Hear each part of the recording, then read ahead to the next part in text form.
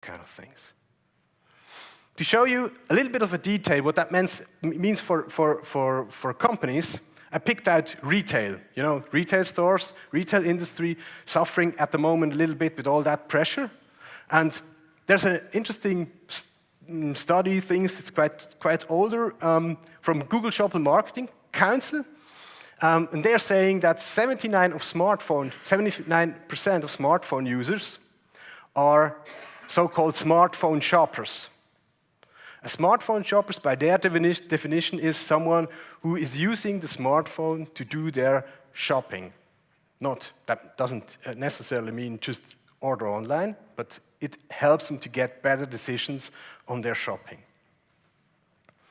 And more incredibly, another 84 of these smartphone shoppers use their device while being in store, in an offline store, to actually decide on what they should buy or should not buy. So if you compare that situation as it is now to, like, let's say, 7 years ago, it's a complete change, because 8 years from now, most companies, it was not important if there is the internet, because they had great retail stores, they had their customers, they had the experience in the retail stores, and internet was just a niche player. But now, even the guys coming in to the store are using the internet to do their shopping and to do their business. And that has been happening so fast that most of the companies have been completely surprised by that development.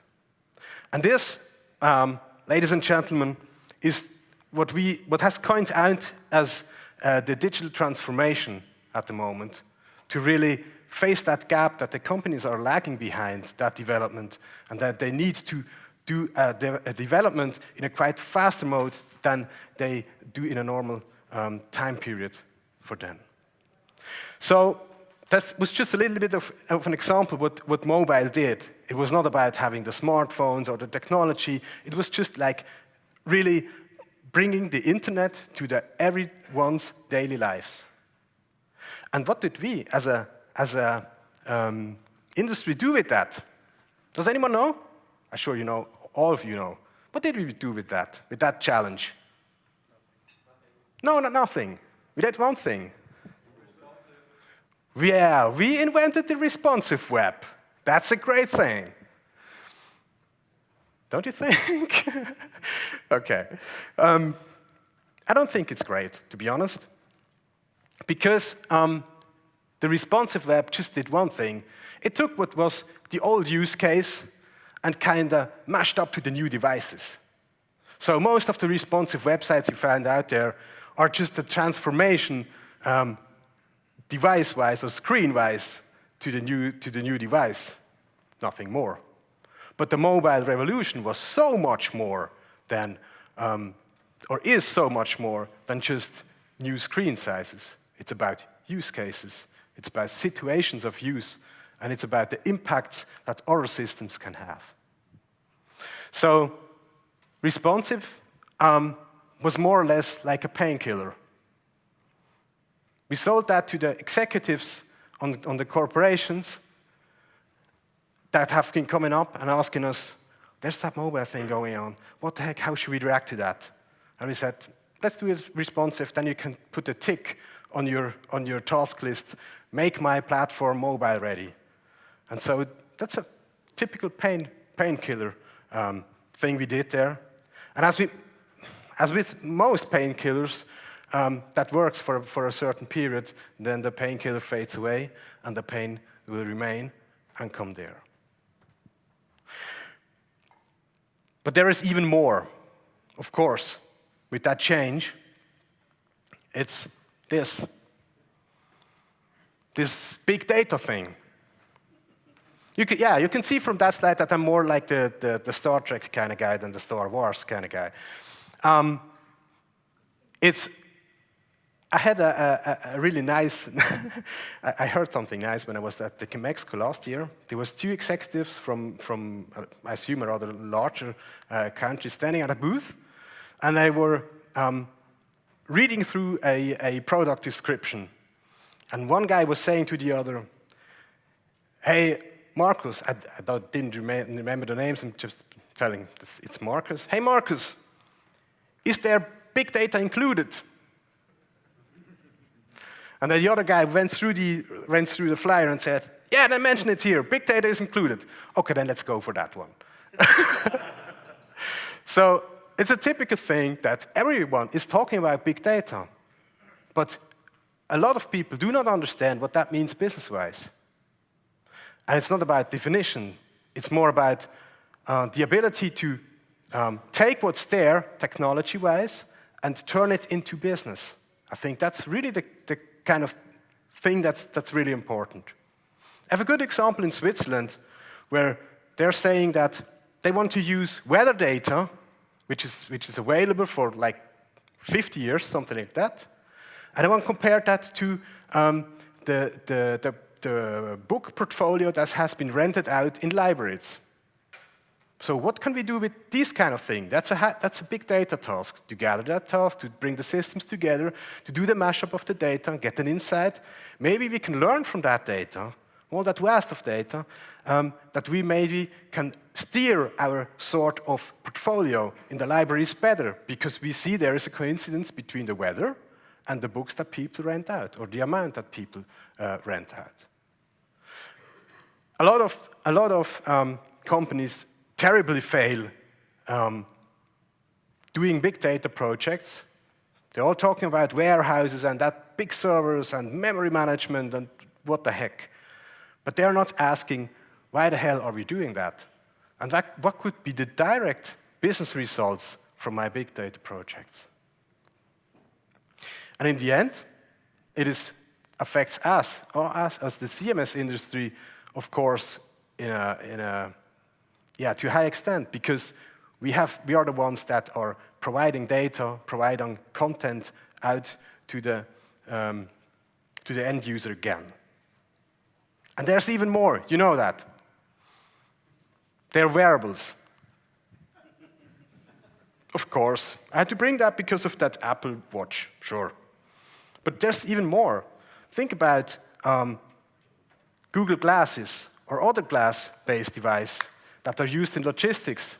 I've been talking to a bigger logistics company last week, and I've been telling me that they have a very concrete project where they are going to replace all the touchpads they have in their warehouses by eyewear, and that they are searching for a solution how they can bring the collective list for the goods they have to send out to the eyewear, and to find a good mechanism, because it provides a lot of benefits for the guys they're working with free hands.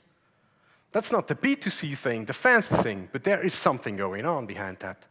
And again, it's us having the right technology to step in there, because in the end, that's content as well. And of course, there's even more. Is Jan Hendrik here? Oh, God. Don't you have a experience in these kind of things?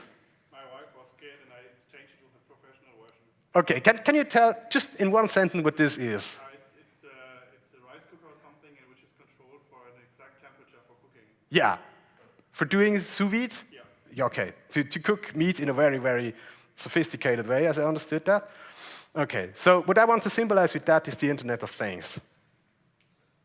We are trying to connect all kind of devices to the internet and make use of it, make benefits of it. And don't ever think that this kind of development is stopping here in Jan Hendrik's kitchen. No, it's going further. It's going to the business. My version had Wi-Fi. Great.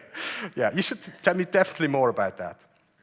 So, what I wanted to show in the last 4 slides is that there are huge challenges coming in, and there are huge changes going on out there in the way people are using the internet, in the way, or what people are expecting from the internet, and the way that corporations are starting to use that technology or the new possibilities to make their business. So, from my point of view, What we knew as content management systems, this text and picture thingy, which we have been dealing, or we are dealing actually today a lot, from my point of view, traditional content is dead. I don't think it's dead in a way that completely dead, but it has just a very small portion of the total content we are going to deal with in the future.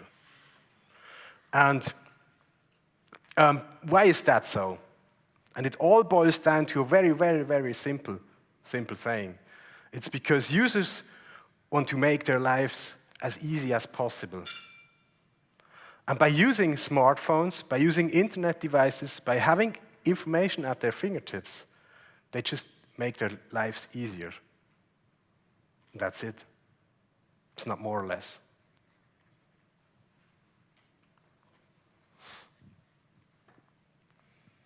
So now, what's the state of the things today?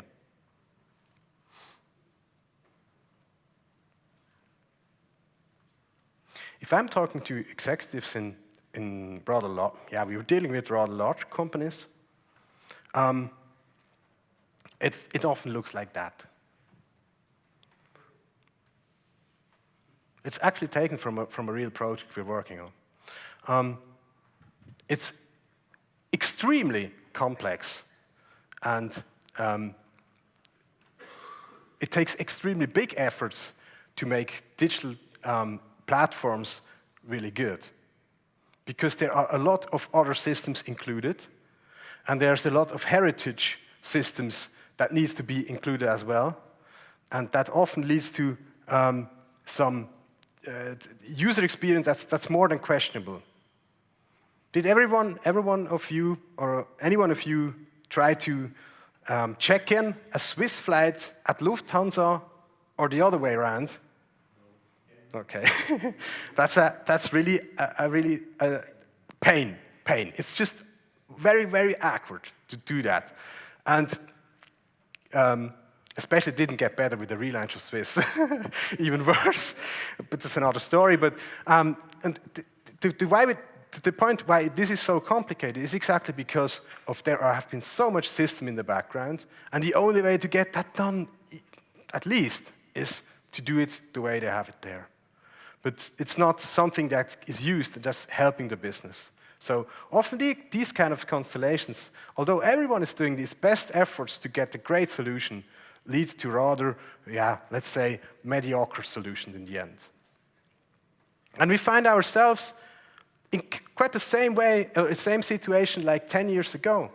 Like we had high cost with all that kind of stuff. We lack the flexibility to do business right on the web.